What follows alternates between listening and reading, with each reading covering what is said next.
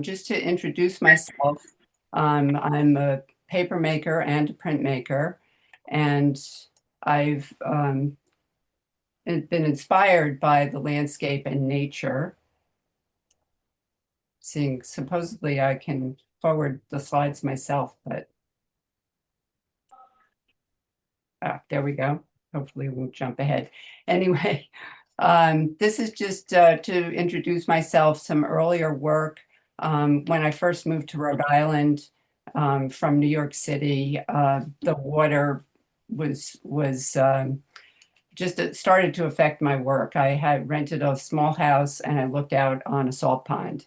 And these are two standing screens, and it's all lithography, hand-drawn on stone. This is from a series called Tidal Zone, and I use lithography is, of course, printmaking is a multiple process, but I like to use it as I make original pieces, one of a kind, and do a lot of collage. So I print and then collage the pieces together. This is, somebody's not muted. Anyway, this is out of another series of prints. You can see some of the same elements. And this is vertical tide pool. So this was after a visit out to the Oregon coast.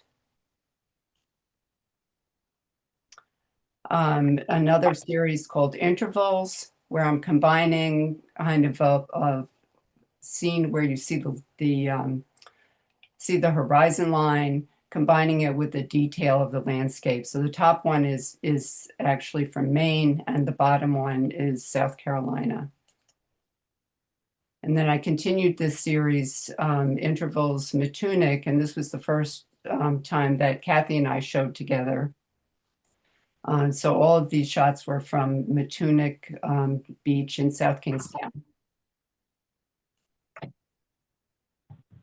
So moving into the Fluctuation series, which was my most recent work that's on exhibit, I walk off season on Narragansett Beach, which is along Narragansett Bay. And at the very end of the beach, about a half a mile down the beach, you come to a point where the narrow river meets the water of the bay. And in the January 2024, we had a couple of storms, and I think they were very bad up in Maine as well. And this is at the point of the beach where the river meets the bay. And you can see how the storms have taken down the fences and eating away at the dune.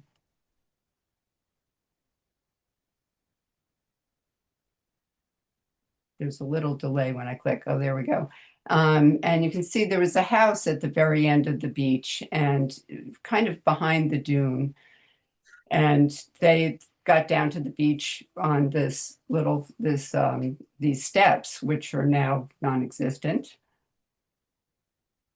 And then this is the house. The dune was really, you could barely see the house. So the dune was so high, and you can see on the slide on the right that there was this steel kind of structure that was holding the dune in place, I guess. But anyway, all of that sand went around the corner and kind of filled in a channel of the river. And on the slide on the right, that was a sandbar, and you couldn't walk really out on that sandbar. And now you can walk all the way out to the end of the sandbar. And that's my companion dog who joins me on all of my photo shoots. And the patterns of the sand, so you've got the tide coming in and out, and sometimes it's higher, during the months that you get much higher tides and lower tides, and it creates these patterns on the sand. So we're looking out onto the bay in these shots. And I just was fascinated by the patterns. And if you walk every day, you really notice the changes. So I work with the details. For my prints, I'd like to focus in on details. And so this was one image that I really loved for its abstract qualities.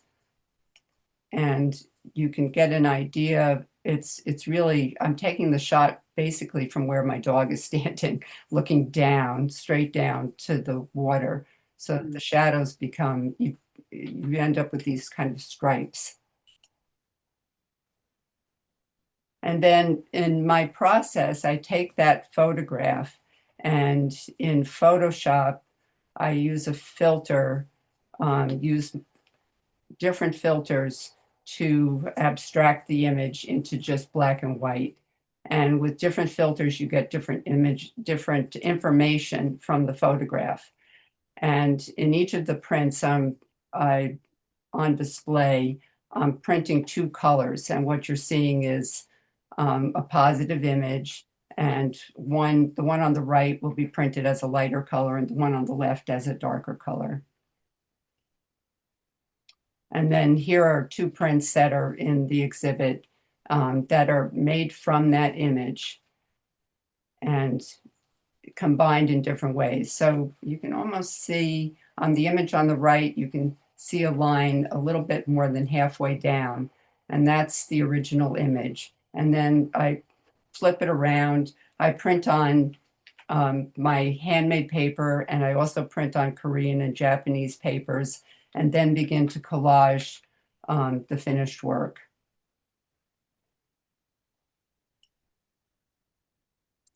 Here's another one of the images that I selected. This can be kind of hard to decide. I take so many photographs and then, trying to edit out and decide which ones I'm going to use for a print. But here's another one.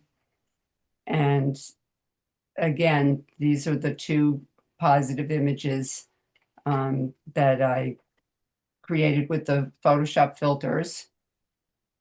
These, by the way, are then printed out onto a piece of film called Pictorico on an inkjet printer. So from that image, I have these two prints that are variations. The top one on the left is what was on the postcard for the exhibition.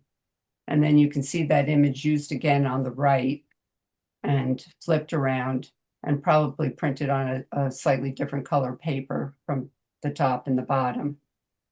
Now on the bottom of the left image, there's another photograph that I used, and it also appears as a band in the image on the right.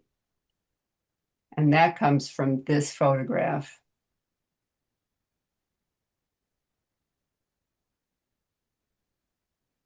And again, what I'm going to use to print the two colors. And the background of the image on the left is that from that previous photograph. These two prints are not in the exhibit, but they're part of the series. And one final one, the print on the left, and then the original photograph that it's based on the right. And here are the two positives to create the two colors.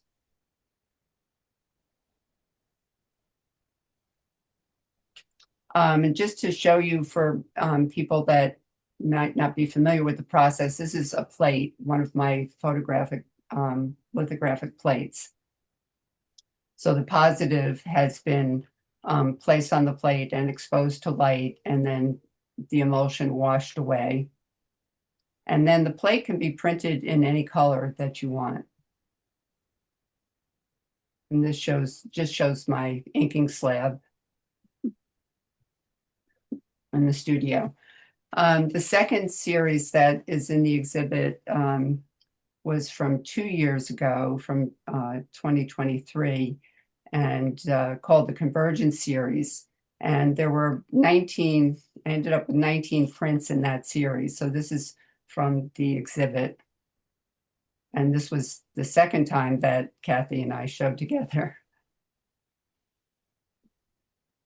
And these were all based on staying on Mount Desert Island and sort of the north eastern part of the island for 3 weeks. And so it's a Salisbury Cove and the Jordan River. And again, photographing the landscape. And here, the tide going in and out, there's a lot of seaweed and mountains of seaweed, actually. And at high tide, it all gets covered, and at low tide, it appears.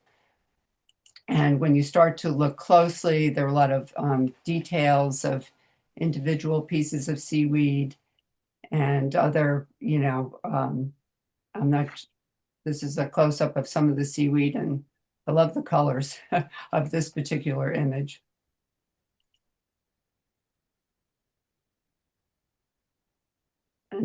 Here's a detail of the seaweed, the close-up that I ended up using. And again, here's a positive image. And in this series, I didn't print 2 colors of an individual image, but I just started layering different photographs that were similar to create a texture. So I'm not trying to create a realistic representation of that original photograph. It's another detail that I worked with. And the positive, and 2 of the images that use that particular positive, plus some other things. So in this series, I also included details of things that were uncovered in the low tide. Like there was a sea urchin, there were starfish, periwinkles, mussels. Another detail, and the positive, and to print that where you can see that image.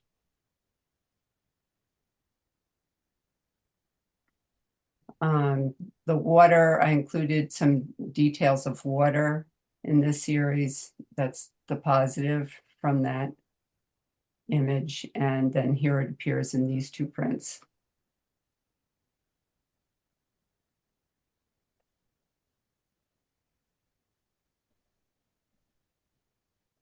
And these are the last 2 that I'm going to show you.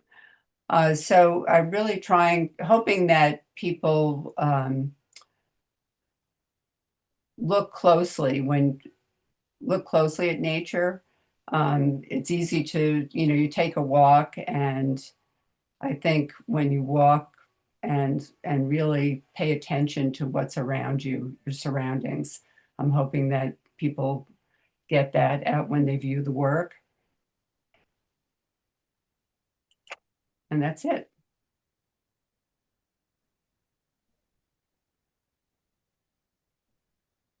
Thank you, Barbara. Really appreciate the walkthrough, both through your observations and through the method as well. I think we'll. Kathie, should I pull yours up? Yeah. Second.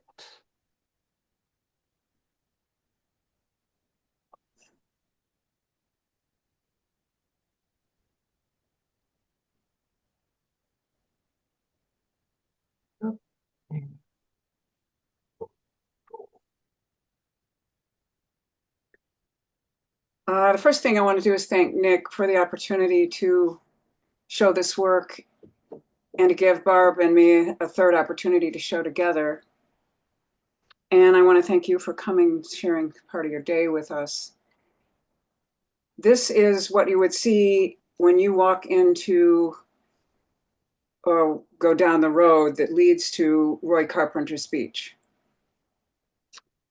And I want to dedicate what I'm about to show you to the residents who made it possible for me to do this, whose lives I have joined for the last 20 years, and kind of a stepchild. more than once have been asked when I'm going to buy a cottage, and the answer is never, because I know what the coastline is doing and I don't want to participate in losing my mind or a cottage.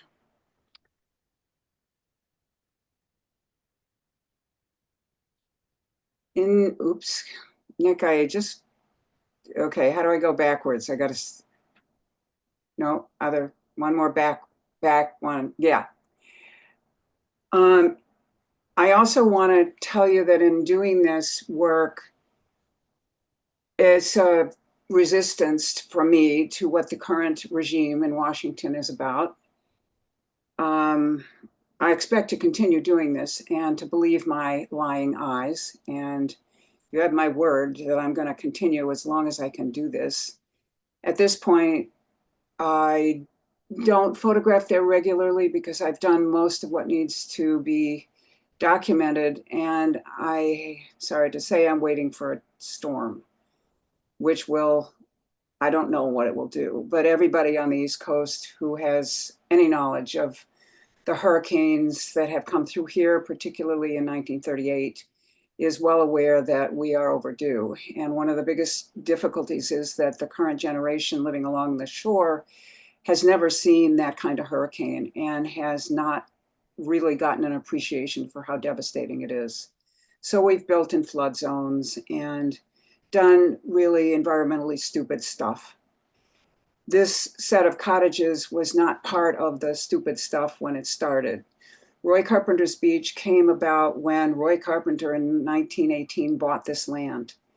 And people eventually started to come to him and give them, I don't know, a quarter or 50 cents, whatever, to bring their trailer and have picnics there. And eventually they built cottages, and he built a general store, which was wiped out in the 38 hurricane.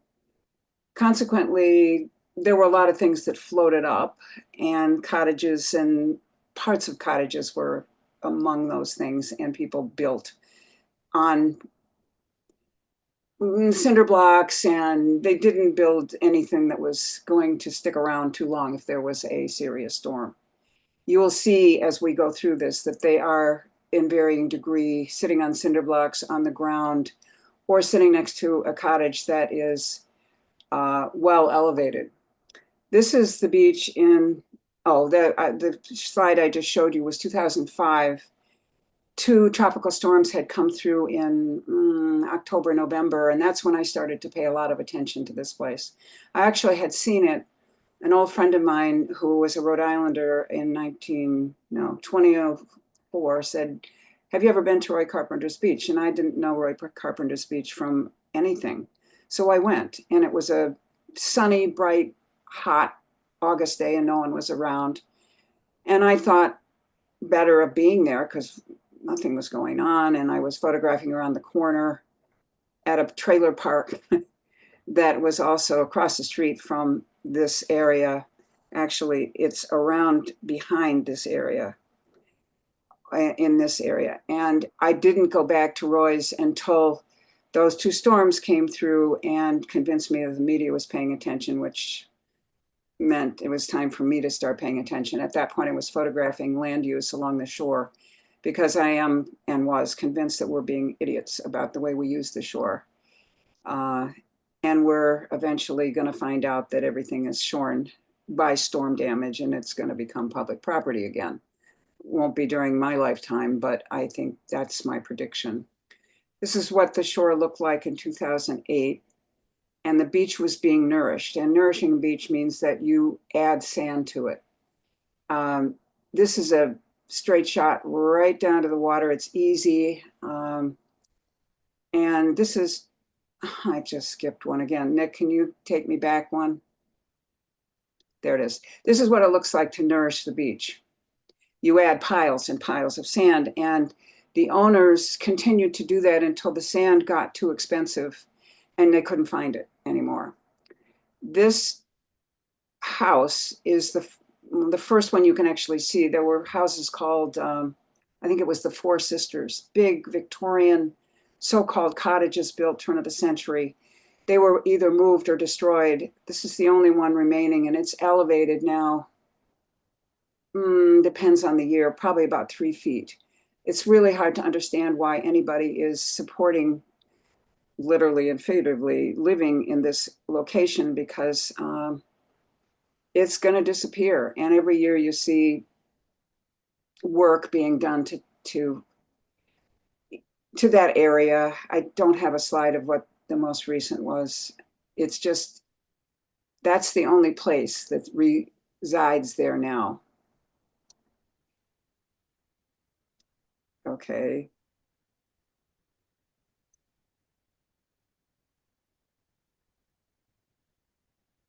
This is the remains of a tropical storm that didn't show up, luckily. What was shocking to me about this is that the residents, again, don't understand, or deliberately have avoided understanding, that this could have been very serious. And they came down to the shore as if it were a movie that they were participating in and watched. And it brought the community to have a chat, have a stroll. They were so lucky, with really not understanding what that meant. It was 2009. This is 2011, and it's Irene, Hurricane Irene, who said hello. This shore didn't look like this the day before Irene, and these folks are shocked. But these folks don't seem to be particularly upset about it. The area in this space was a lawn. Why you would put a lawn adjacent to the seashore is something I've never understood. I believe that's the rake. They raked the lawn to get rid of the sand after this storm. On a good day, this is 2010, this is what the beach looked like. You can see how wide it is, and that's again because it's been nourished. Easy, speasy, lots of fun, no worries. And there are generations of people who have lived here. Much of this community, which is seasonal, has been passed from generation to generation. You can't rent your cottage according to the rules. You can only live in it and have guests. And many generations have gone through this place, and there have been lots of year-round friendships and marriages and families that continue to live there.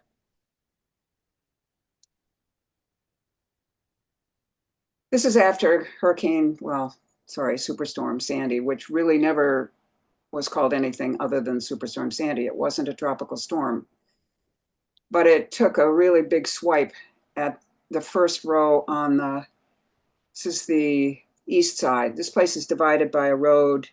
There's the east side and the west side. This is the east side. 3 cottages disappeared. So did the land that went with them.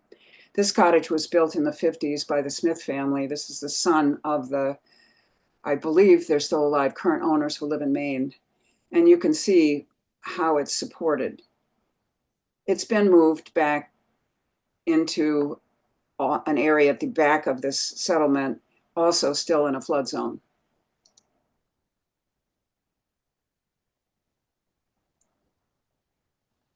Come on.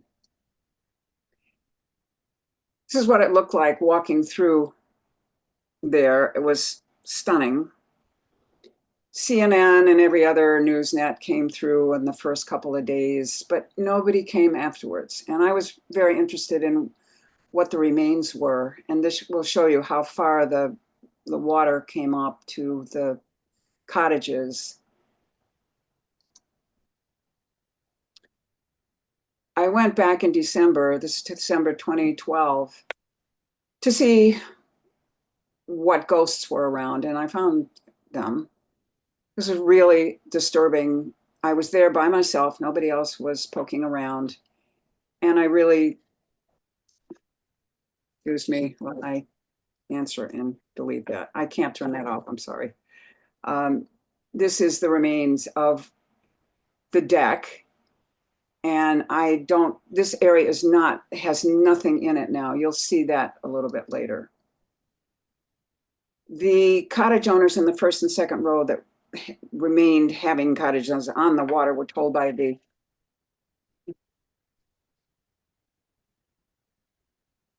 I don't know how to turn it off because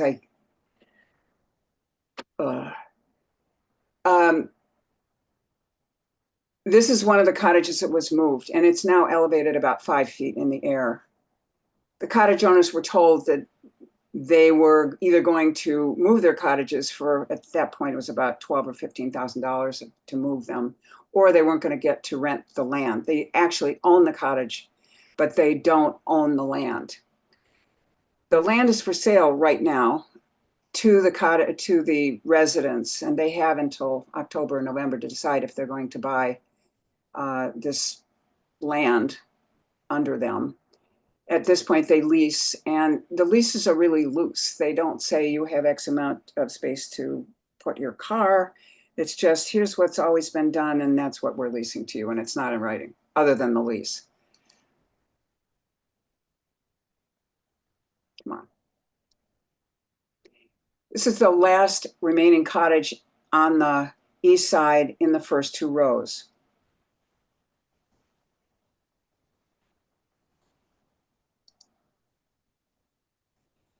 As part of trying to maintain the shorefront, the owners have, the Carpenter family still owns this place, have used piles and piles of sand trying to shore up the shore. And so your view is now obstructed in several places. This is a good example. This is a first row. These cottages all had wonderful views, if you think of this area as having a wonderful view, onto Rhode Island. Oh my God, it's the body of water that's adjacent to them, and you can see the island, New Shoreham. If you get on the second floor, maybe you can see over these. But if I owned those cottages, I would be really upset. There's another example. These are the cottages that are on that row.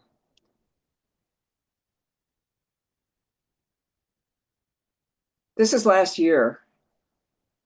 What stuns me every time I look at this or walk down this beach is these people are living with climate change at their back door, and they've accommodated it by just simply moving their chairs, and nobody talks about it.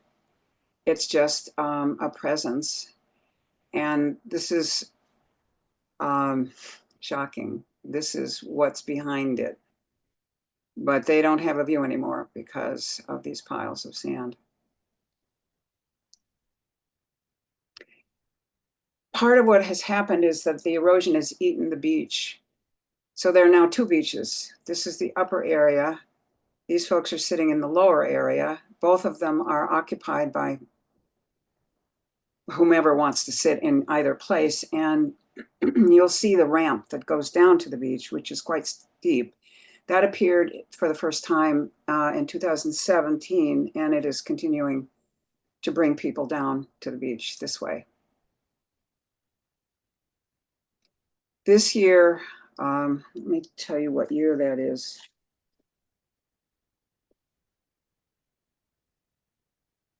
That's 2022. At this point, a lot of the beach looks like this. It's a moraine, and it's very rocky in some parts. And there's very little beach this year. This actually shows you quite a bit of beach. That's not the case this year.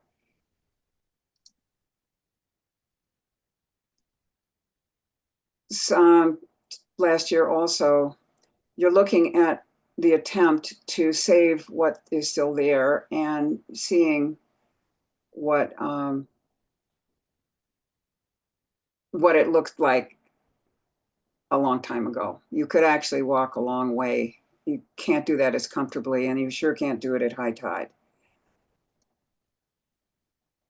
The cottages are all decorated. This is one of the owners who is a really good gardener, and she, like many of the other cottage owners, really loves to decorate with whatever strikes her. And the kitsch is what I just get the biggest kick out of it, because they have such a good time decorating their cottages. And that includes palm trees, which are plastic. So welcome to the neighborhood to all of the decorations, which stay up most of the year. This particular photograph gives me reason to think back to all of those people that I have known there that are no longer alive. And if I talk about it a lot more, I'll lose my voice. This is year 2018. This used to be occupied by cottages. This is another one of the ramps, and you can sit just beyond where this has been allowed to grow and fill in.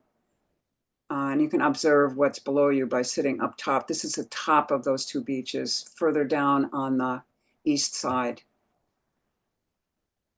Everybody has a clothesline, and it's really lovely to see a reference to earlier days, for me, the 50s and 60s, and I like it a lot. This is dressing up for probably the 4th of July, but everybody leaves all the decorations up. And this is a typical cottage. Many of them are identified with a family name or an initial or decorations of whatever kind. This is RJ. He's now in college. This is his family's house, and the water is just over there. You can see what it looks like when you're elevated. This guy's 6-something.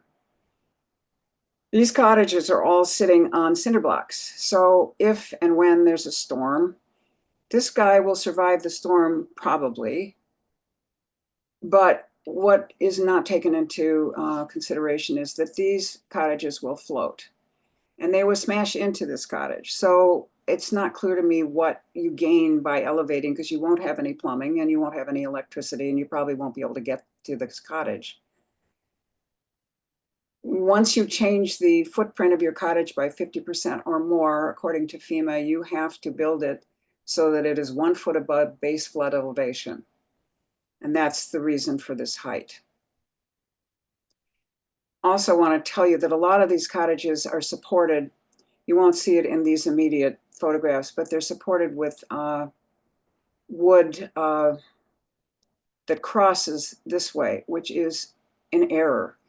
When you build these houses, they have to be crisscrossed like this in the same way that the water flows, so that it should go this direction, not this way. And when you walk along the shore and see this misunderstanding, it's shocking to see how many contractors or homeowners don't know that they've made it worse by the way they have actually tried to fortify their buildings. There is a wonderful experience on Labor Day, every year. It's called Shaving Cream Wars. There are lots and lots of rituals at this place. This is one of them, and it closes the season for most of the people who have kids, because by this time they have to go back to school. At about 6 o'clock in the morning, a lot of wagons with balloons, water balloons, emerge, and the east side and the west side start throwing water balloons at each other, and they spray each other with shaving cream. And this is what it looks like. By the end of the morning, or even at 8 o'clock in the morning, is shaving cream all over the place. And adults also get involved. So it's not just for kids. Another one of the rituals is field day. Everybody participates. There's a large field that they cordon off, and there are there are races of all different kinds. This is just one of them. This is last year, and I guess it's okay to sit by the scarp. This is a scarp. It's also known as a bluff. And it will show you what the erosion looks like, which doesn't bother the beachgoers. I would be terrified if I owned property in this place, but different strokes for different folks.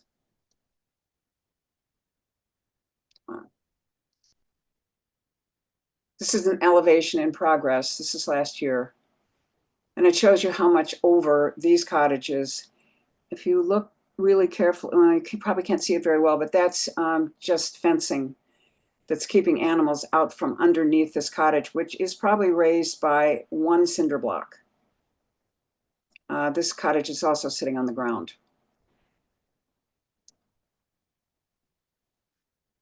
This photograph has meaning to me for several reasons. First of all, this group of houses is gone, washed away after, some of them washed away after Superstorm Sandy, and moved.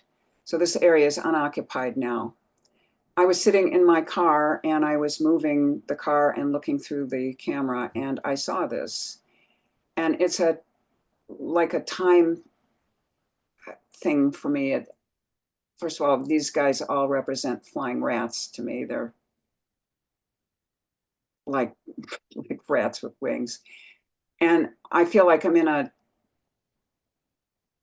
I know what this place looked like, and I know what it looks like now.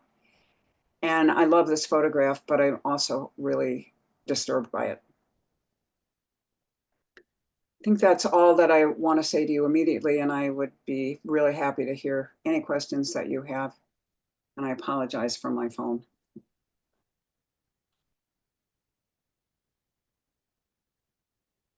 I don't think any of us even heard your phone. Don't worry about it, Kathy. I heard it.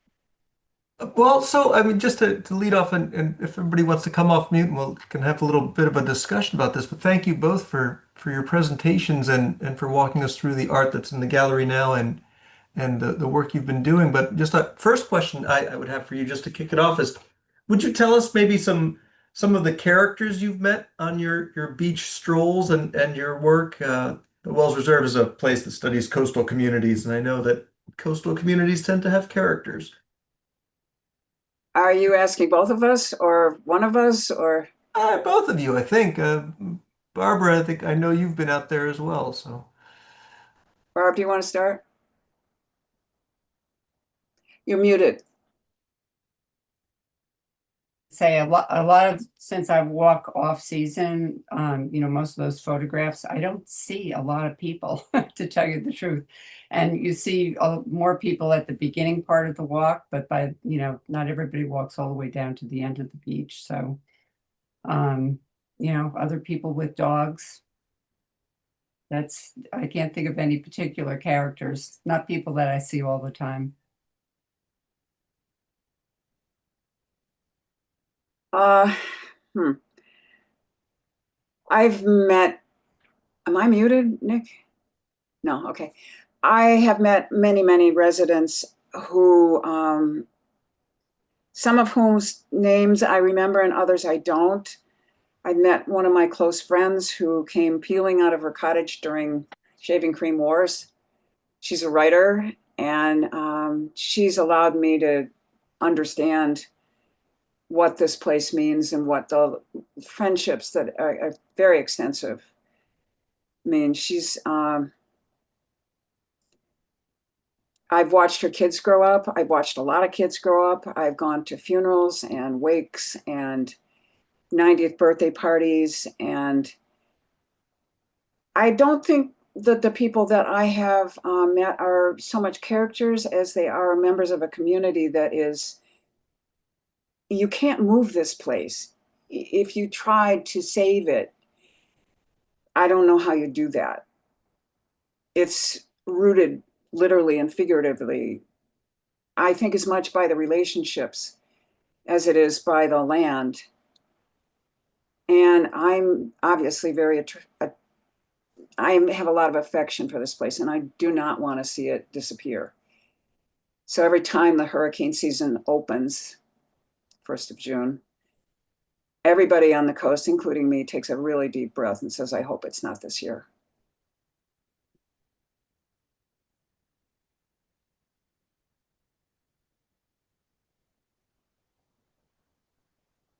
Anyone, questions?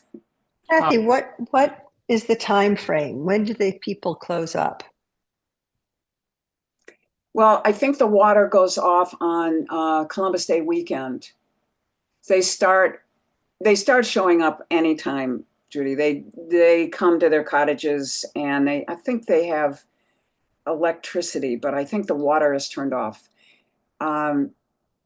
People miss it. They come for New Year's Day. Mm-hmm. But they officially start about May 1st. I think everything goes on, and it's extends to Columbus Day weekend. I've experienced the gates being closed off season. That's why I was curious whether or not they could actually access, their homes at that point. They probably have a sticker that'll let them in. The gate is Mhm. electronic.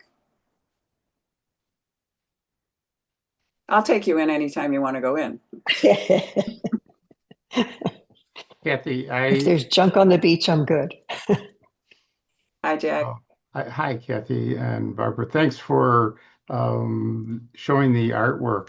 So it's so different, the both your photographs versus Barbara's. Barbara looks at the detail of nature and looks closer, and then you capture a more grand scale. But there's so much community in the photographs and the personal experiences in yours, which I think is really interesting to me. And I'm sure, as you've described, over generations, families come there, have shaving cream wars, and all kinds of July 4th experiences, which mean a lot, to people over their lives. And the sort of the bottom line, other than the personal experiences, that's all going to change, and it's going to be irreversible, and there will be nothing that will stop that. And as you say, will it be this year or next year? The reality is, whatever year, it's going to get more difficult and worse, and that shoreline will be reclaimed by the ocean, and that's unfortunate. And people will rebuild elsewhere, or that part of their lives will just be gone. But it's really interesting to see, and on a community sense, it's really nice to see, but it's also disturbing to see. Yeah. I have to just tell a little story. So the further east is from Roy Carpenter's is our town beach, South Kingston Town Beach. And then in between, there's a little private beach. But I remember going down to walk in the summer one time, and there was a gong bath going on at the town beach. And then by the time I got down to Roy Carpenter's, they were having their Santa Claus in July celebration. And it was so interesting, the contrast, like what's going to happen next as I continue down the beach. And those cottages at the very end that Kathie talks about, you can walk past there. There were 5 cottages, and the Chaffees, our senator from years ago, they had a house down there that was one of the first ones that had to be demolished. I think they voluntarily did that. They were the first to do it. Yeah. Kathie, is there any awareness of this?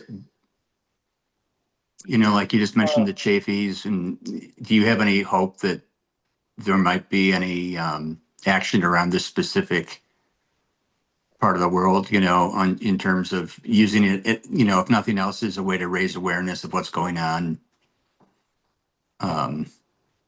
Or are they just going to have their houses swept away and that's the end of it, and it'll just happen, and that'll be it doesn't seem like they have, the resources to really do anything but try to raise up above it as it happens. But it's happening everywhere, it's happening in Nantucket and everywhere, places far and wide. There's kind of a collective denial. I didn't talk about climate change at all for years. I don't bring it up now. And the former head of the Residents Association referred to me as the voice of doom for years. And he hung that on me. And what are you going to do with that? But he stopped saying that after he watched what Hurricane Irene did and had the pleasure of cleaning it up. It was 2011. The people now talk about it. Some will say, I'm here as long as I can be here. If I can get 10 years, I'll be happy. A number of cottages are for sale. You can't get insurance. And you can't buy these things with a mortgage because you don't own the land. So you mortgage your primary residence, I guess, or you have the money. As far as making it a showcase for what you might do, I don't think so. The downside of losing this place, among other things, is that this place pays a lot of tax. The contribution to taxes is huge. So if it disappears, the rest of the town is going to have to pick up the slack.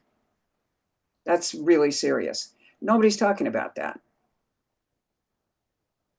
And the other thing that is really important to understand about these beachside communities is that this is a second home. So if they lose this place, they're not out of luck. They can go to Blackberry Hill, which is further toward Route 1, which will also probably be in a flood zone if you were to look at it. But they're not out of a home. But if you go to, let's see, 2 towns, Galilee is toward the city, going north. Those houses are right on top of the shore. There's nowhere to go. And you can't move the house because they're so close together. They could offer a cup of coffee through the window to the next cottage, but they're full-time houses. So that you can have this as a bellwether, or you can look at it as a bellwether. They're all the problems, or most of them, that you would have from any shoreline built community. And you can use it to try to figure out, how do you manage this? But meanwhile, you're waiting for the storm so that you can do the last canto of the exhibition, which is difficult. Yeah, and there's a whole lot of building in that area that has been done without permits. I brought my camera out this number of years ago to photograph the building of a cottage, and I was summarily told by one of the residents whom I knew, oh, no, you're not going to be photographing that. There's no building permit here. I would probably guess that majority of, certainly the older cottages, are, the zoning would probably have the zoning inspector would have words with them. Sorry to monopolize this, but the photographs are extraordinarily beautiful, even though the situation is dire. I just wanted to say that. Yeah. You know, for those of you who don't know, David Rothschild is my cousin. I'm biased. Well, you may be, but my byline, well, the thing I have lived with for a long time is something that Tom Waits said, which is, I use a beautiful melody to tell a terrible story. I'm trying to bring you into the situation. And when I started photographing the shoreline, actually that followed a residency in Florida, and I had no idea what I was looking at. I ended up deciding I would look between things because I didn't know how to frame what I was looking at. I couldn't figure out how to make sense of it. And when I came home, I didn't know what to do. I had been looking at macadam and very large buildings that were sort of breathing down on these very modest 1930s and 40s structures. And how did I bring that home, and what did I do with that? And a friend of mine who was a curator at the time said, why don't you photograph along the shoreline? So I started looking at what we were doing. How are we using this property, which we say is our most valuable? We get our most tax money. Everybody wants to live there. And we're doing stupid stuff. We're putting gas stations on the shoreline. Why would you do that? Why would you put a parking lot on the shoreline where all the first flush, that's the first of a rainstorm, the gush that comes from the water, washes all of the automotive stuff and the leavings from cats and dogs and garbage all goes into the water? Hello? Why are we doing this? I'm trying to get people to worry collectively. And one of the decisions I had to make as a photographer was I going to approach this the way Bertinsky, who's a photographer who does large format stuff that I don't have much respect for, because he scares the absolute bejesus out of you by photographing nickel tailings on a mountain and all kinds of places that are doing the wrong thing, but you can't get inside of it to make a difference. I wanted to bring you into the community so that you start to think about what your community could do, so that you think about your own personal choices as you go through this life. And hopefully you start thinking more carefully about what you're driving, how are you disposing of things, what are you eating. That's the reason I'm trying to do this on a community level.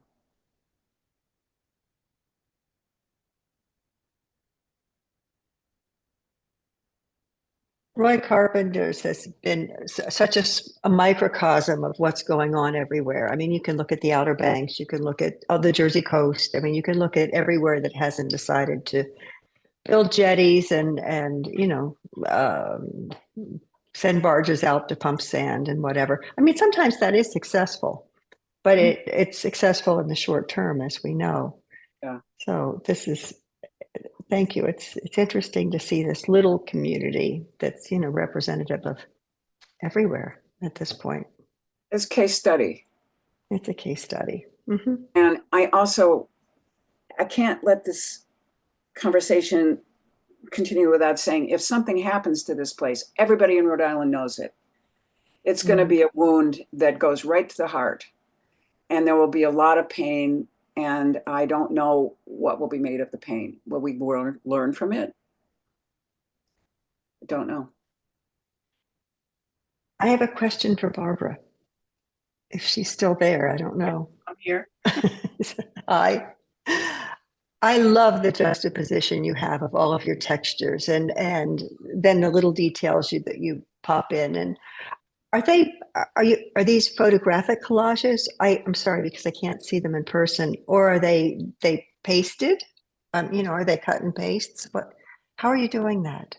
Well, everything is printed lithographically. So everything you see is printed lithographically, but I print some things separately and then collage them together. So every one of the larger pieces has something collaged onto it. Thank you. It was a mystery to me. They're just beautiful. Yeah, I always print, again, printmaking is a multiple process. So I'll print on my handmade paper, but then I also print on these Japanese or Korean papers. And, some of the details like the starfish or the sea urchin were printed separately on smaller pieces of paper and then collaged on afterwards. I see. Thank you. I never know exactly how it's going to turn out. When I start the project, I have the images I want to work with, but I don't know what the end product is going to look like. That happens as I work. The artistic approach.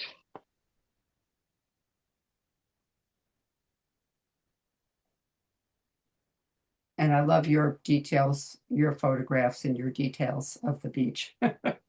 Oh, thank you. Thank you. Yes, we wander much the same real estate. Yeah. I think I'm a little further south on it.